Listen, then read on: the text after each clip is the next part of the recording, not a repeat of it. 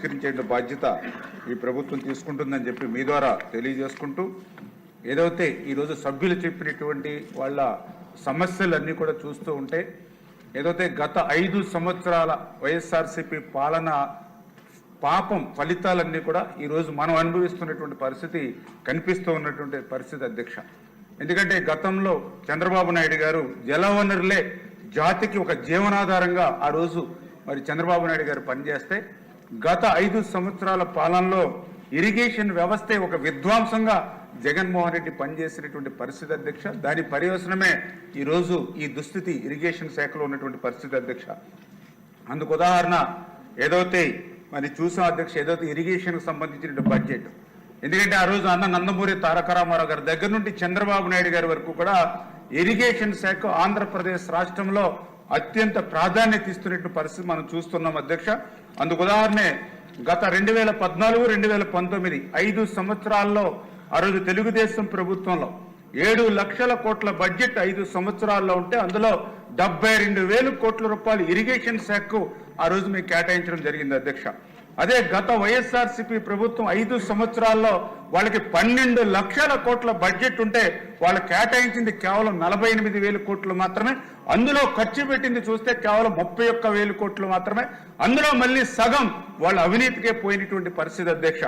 అంటే ఆ రోజు మేము తక్కువ బడ్జెట్ ఉన్నటువంటి సమయంలో కూడా 9.64 ఇరిగేషన్ శాఖ మేము కేటాయిస్తే, వీళ్ళు బడ్జెట్ డబల్ పెరిగినా కూడా కేటాయించింది మాత్రం కేవలం 2.62% మాత్రమే అధ్యక్ష. అంటే ఇరిగేషన్ శాఖ పట్ల ఎంత నిర్లక్ష్యంగా గత ప్రభుత్వం పనిచేసింది, రైతాంగం పట్ల ఈ గత ప్రభుత్వం ఎంత దగా చేసిందో ఆ బడ్జెటే మరి మనకి ఉదాహరణగా మనకు కనిపిస్తూ ఉన్నాయి అధ్యక్ష. ఇటువంటి స్థితిలో మరి ఈరోజు ఏదైతే ఎన్డీఏ ప్రభుత్వం 2024 ఏదైతే అధికారంలోకి వచ్చిందో, మళ్ళీ ఇరిగేషన్ శాఖకు చంద్రబాబు నాయుడు గారు అత్యంత ప్రాధాన్యత ఇస్తున్నటువంటి పరిస్థితి అధ్యక్ష. అందులో ప్రధానంగా ఇప్పుడు ఏదైతే పోలవరం ప్రాజెక్టు మీద ఏదైతే సభ్యులు ఏదైతే చెప్పడం జరిగిందో వాస్తవం అధ్యక్ష. ఎందుకంటే ఆ రోజు 2014లో 19 5 సంవత్సరాల్లో చంద్రబాబు నాయుడు గారు ప్రతి సోమవారం పోలవరం అనేటువంటి పేజీగా మార్చుకుని మరి ఆయన 72% 5 సంవత్సరాల్లో ఆయన పనులు పూర్తి చేస్తే, మరి తర్వాత వచ్చినటువంటి జగన్మోహన్ రెడ్డి ప్రభుత్వం మరి అంకెల్లో 2% వృద్ధి చూపిస్తుంది. కానీ చంద్రబాబు నాయుడు గారు ముఖ్యమంత్రిగా ప్రమాణ స్వీకారం చేసిన తర్వాత 5 రోజుల్లోనే మొట్టమొదటి పర్యటన పోలవరం ప్రాజెక్టు మీద పెట్టుకున్నారని అంటే, పోలవరం ప్రాజెక్టుకి ఆయన ఇచ్చినటువంటి ప్రాధాన్యత ఏంటనేది దాన్ని బట్టే మనందరికీ అర్థమవుతున్నటువంటి పరిస్థితి. ఆ రోజు మరి క్షేత్రస్థాయిలో చూస్తే ఆ పోలవరం విధ్వంసం గత 5 సంవత్సరాలు ఏ విధంగా గురైందో ఒక ఆవేదన మరి ఆ రోజు చంద్రబాబు నాయుడు గారిలో కూడా మేము కూడా చూడటం జరిగిందే అధ్యక్ష. ఎందుకంటే కాగితాల మీద 2% పురోగతి చూపించారు, కానీ అక్కడ విధ్వంసం చూస్తే పోలవరాన్ని ఇంకొక 20-30 సంవత్సరాలు గత 5 సంవత్సరాల పాలన వెనక్కి తీసుకెళ్లిపోయినట్లుగా చాలా క్లియర్ గా కనిపిస్తున్నటువంటి పరిస్థితి అధ్యక్ష. ఎంత దురదృష్టం అంటే ఈరోజు జగన్మోహన్ రెడ్డి లేకపోతే వాళ్ళ అవినీతి కరపత్రిక ఉంది అధ్యక్ష. రోజు అసత్యాలు అబద్ధాలు, ఎందుకంటే వాళ్ళ బ్రతుకే ఒక అబద్ధాల బ్రతుకు. తెలుగు జాతికి ఇంత ద్రోహం చేసి పోలవరాన్ని ఇంత ముంచేసి మళ్ళీ ఆ పోలవరం గురించి వాళ్ళు మాట్లాడుతూ ఉంటే దొంగే దొంగ దొంగ అన్నట్టుగా ఉన్నటువంటి పరిస్థితి అధ్యక్ష. మరి ఏదైతే చాలా క్లియర్ గా ఈవేళ ఇటువంటి వాటికి సమాధానం చెప్పలేక ఈరోజు జగన్మోహన్ రెడ్డి అసెంబ్లీ కూడా చాటు వేసేసినటువంటి పరిస్థితి కనిపిస్తుంది అధ్యక్ష. చాలా సూటిగా ఈవేళ ప్రజలు రైతాంగం అడుగుతున్నారు అధ్యక్ష. ఇవాళ జగన్మోహన్ రెడ్డి ఏదైతే ఈవేళ పోలవరం ప్రాజెక్టు ఆ రోజు 17 నెలలు ఏ విధమైన ఏజెన్సీ లేకుండా, అక్కడ ఏ విధమైనటువంటి అనుభవజ్ఞులు అధికారులు లేకుండా 17 నెలలు నువ్వు అక్కడ మరి పోలవరం ప్రాజెక్టు లేకుండా చేసి విధ్వంసం చేసిన వ్యక్తివి ఈ రోజు ఆ ప్రాజెక్టు గురించి మాట్లాడేటువంటి అర్హత నీకు ఎక్కడుందని ప్రశ్నిస్తున్నటువంటి పరిస్థితి అధ్యక్ష. 18 నెలలు అధ్యక్ష ఆ రోజు శ్రమించి కష్టించి మరి ఆ డయాఫ్రమ్ వాల్ని నిర్మాణం చేస్తే మరి ఏదైతే మరి భారం పెట్టినటువంటి వ్యక్తికి ఈవేళ పోలవరం గురించి మాట్లాడేటువంటి అర్హత ఎక్కడుందని చెప్పి ఈరోజు రైతాంగం ప్రశ్నిస్తున్నటువంటి పరిస్థితి అధ్యక్ష. ఏదైతే నువ్వు ముఖ్యమంత్రిగా ఉండగా 2020 ఆగస్టులో వచ్చిన వరదలు, అది నేను చెప్పట్లేదు అధ్యక్ష, సాక్షాత్ ఐఐటి హైదరాబాద్ నిపుణులే 2020 ఆగస్టులో వచ్చిన వరదలకి డయాఫ్రమ్ వాల్ దెబ్బతిందని చెప్తే, ఇదే అసెంబ్లీ సాక్షిగా ఆ రోజునటువంటి ముఖ్యమంత్రి ఆ రోజు మంత్రులు మేము 2021 జూన్ పూర్తి చేస్తాం, 2022 జూన్కి పూర్తి చేస్తాం, 2022 డిసెంబర్కి పూర్తి చేస్తామని. అంటే డయాఫ్రమ్ వాళ్ళు పోయిన తర్వాత కూడా ఆ డయాఫ్రమ్ ఉందో లేదో కూడా తెలియనటువంటి అసమర్థ ముఖ్యమంత్రి నువ్వు ఈరోజు పోలవరం గురించి మాట్లాడితే మరి వేళ చాలా ఆశ్చర్యంగా ఉన్నటువంటి పరిస్థితి అధ్యక్ష.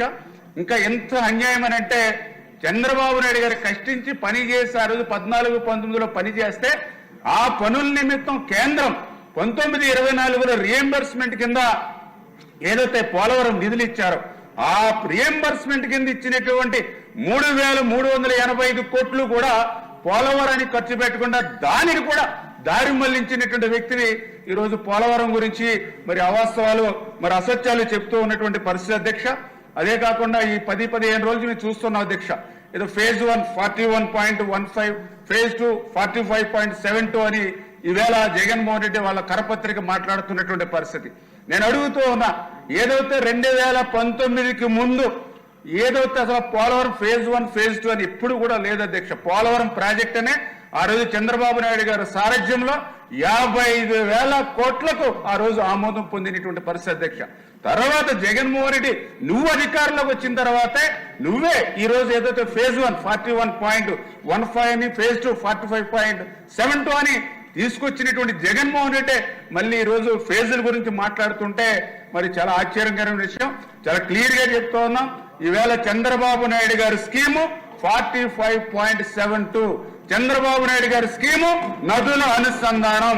ఖచ్చితంగా ఆ నదుల అనుసంధానాన్ని పూర్తి చేసేటువంటి విధంగా ఆ 45.7.2కి ఆ పోలవరాన్ని పూర్తి చేసుకుని ఆ గోదావరి జలాలు అటు ఏదైతే ఉత్తరాంధ్రకు అటు రాయలసీమకు తీసుకెళ్లేటువంటి బాధ్యత ఈ రోజు మరి చంద్రబాబు నాయుడు గారి సారథ్యంలో మేమందరం కూడా పనిచేస్తామని చెప్పి తెలియజేసుకుంటూ, అదేవిధంగా ఈ రోజు పోలవరంతో పాటుగా ఈ గత 5 నెలల్లోనే వారానికి 2-3 సార్లు మరి ముఖ్యమంత్రి గారు మాతో రివ్యూ పెట్టుకుంటూ ఇమ్మీడియట్లీ ప్రాధాన్యత కలిగినటువంటి ప్రాజెక్టులన్నీ కూడా మీరు టైం బాండ్ పెట్టుకుని పూర్తి చేయాలనేటువంటి ఉద్దేశంతో ఏదైతే ఉత్తరాంధ్రకి నీరు ఇవ్వాలని ఏదైతే మరి పోలవరం లెఫ్ట్ కెనాల్ కానీ, చింతలపూడి ఎత్తిపోతలు కానీ, అదేవిధంగా వెలిగొండ కానీ, అదేవిధంగా రాయలసీమకి గుండెకాయలాంటి హంద్రి నివా కానీ, అదేవిధంగా ఏదైతే గోదావరి పెన్నా లింక్డ్ కానీ, ఇట్లా ఎవ్రీ 2-3 డేస్కి ఒకసారి రివ్యూస్ తీసుకుంటూ మరి మమ్మల్ని ముందుకు పరిగెట్టించేటువంటి పని చేయడం ద్వారా ఈరోజు ఈ 5 నెలల్లోనే కొంత ప్రాజెక్టుల్ని మరి ఆయన సారథ్యంలో ముందుకు తీసుకెళ్తున్న